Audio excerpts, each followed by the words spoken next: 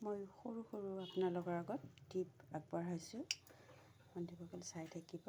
এয়া হ'ল আমাৰ যেতিয়া বাৰিষা মানে ঠাণ্ডাৰ দিন, ঘৰৰ ভৰি গেৰুৱা চেৰুৱা ফাটে নহয় জানো, তেতিয়াহ'লে আমি কি কৰোঁ, অলপমান মিঠাতেল গৰম কৰি ইয়াতে আমি কেইটুকুৰমান মৌ মিহলাই দিলোঁ।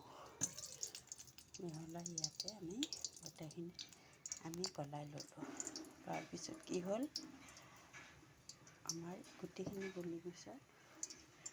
এনেকৈ গৰম কৰি গলাই গৈ গলি গ'ল। তাৰপিছত কি গ'ল, এটা সৰু পাত্ৰত, মানে প্লাষ্টিকৰ পাত্ৰত নহয়, ষ্টিলৰ পাত্ৰত ঠাণ্ডা কৰি ৰাখি আপুনি বৈয়ামত ভৰাব।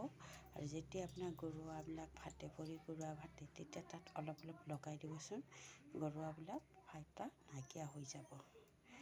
এয়া মোৰ দৰে কৰিবচোন। কৰাৰ পিছত আপোনালোকে কমেণ্টত জনাব হয় কি নহয়।